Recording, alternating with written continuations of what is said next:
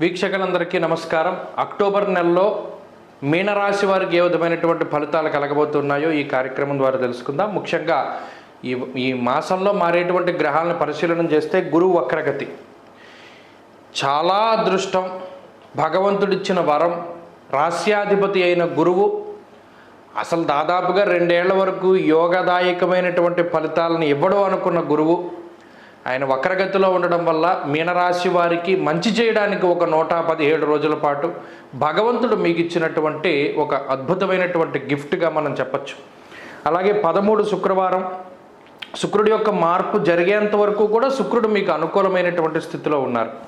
రవి 18వ తారీఖున మార్పు చెందుతారు. రవి బలమైన లేదు మీనరాశికి, ప్రస్తుతమైన తర్వాతైనా. కుజుడు మార్పు, ఇది ఒకటి చాలా గొప్ప విషయం.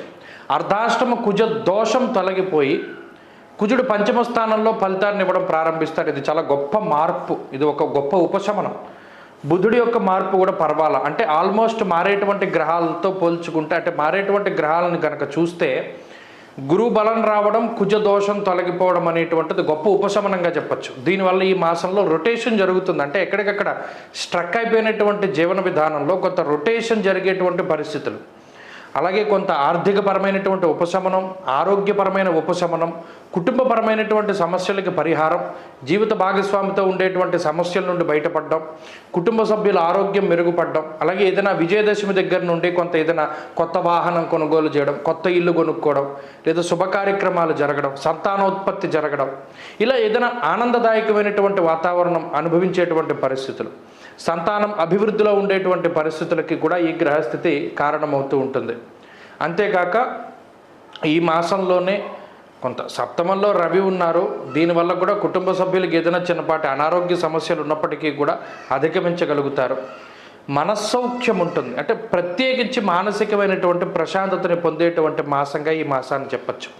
కాబట్టి మీనరాశి వారికి అటు జన్మరాహు దోషముండి, అర్ధాష్టమ కుజ దోషముండి, ఏలినాటి శనుండి, గురుబలం లేక అష్టమంలో రవి ఉండి, ఇలా అనేక రకాల సమస్యలు, గ్రహాలు యోగించకపోవడం వేరు, కష్టపెట్టే స్థానాల్లో ఉండడం వేరు. మరి ఈ మాసంలో కుజుడు తప్పుకుంటున్నారు, గురుబలం వస్తోంది, ఇలా కొన్ని ప్రత్యేకమైనటువంటి శుభ ఫలితాలు కనబడుతూ ఉన్నాయి. కాబట్టి ఈ మాసంలో కొంత చురుగ్గా ఉంటారు. కొన్ని అవకాశాలు వస్తాయి, వెతుక్కుంటూ కోల్పోయినటువంటి అవకాశాలు వస్తాయి. అలాగే వదిలిపెట్టి వెళ్ళిపోయినటువంటి మనుషులు తిరిగి వస్తారు. అలాగే మిమ్మల్ని కించపరిచి మాట్లాడినటువంటి వారు వారి తప్పు తెలుసుకుని పశ్చాత్తాపపడతారు. కుటుంబ సభ్యులు కానీ, స్నేహితులు కానీ, సన్నిహితులు కానీ మీ మీద నేలాపనందలు ఎవరైతే దుష్ప్రచారం చేశారో వారు వారి తప్పును తెలుసుకుని అందరికీ కూడా మీ గురించి మంచిగా చెప్తారు. మీ మాటకు విలువ పెరుగుతుంది. అలాగే ఎక్కువ సమయానికి ప్రాధాన్యతనిస్తారు, వ్యాయామం చేస్తారు, శరీరాకృతి మారుతుంది, అనారోగ్య సమస్యలు తగ్గుతాయి, ఉద్యోగం అభివృద్ధిలో ఉంటుంది, ఉద్యోగంలో ఎదుగుదల, ప్రమోషన్లు, ట్రాన్స్ఫర్ లాంటివి జరుగుతాయి. ఇలా ఈ నెలంతా కూడా మంచి జరుగుతుంది. అయితే 10వ తారీఖు దగ్గర నుండి జరుగుతుంది.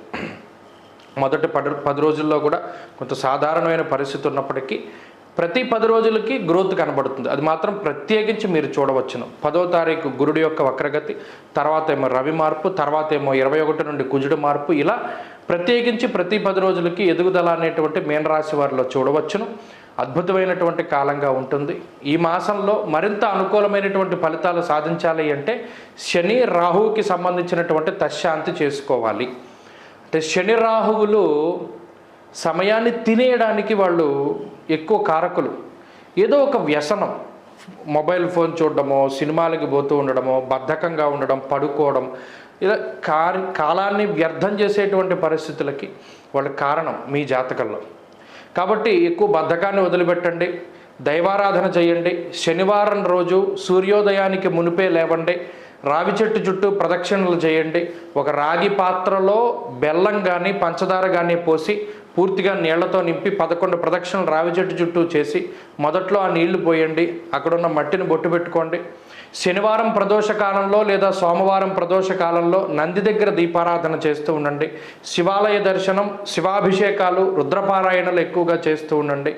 ఆంజనేయ స్వామి సింధూరాన్ని ప్రతిరోజు ధారణ చేయండి. మరిన్ని మంచి ఫలితాలు సంప్రాప్తమవుతాయి. స్వస్తి.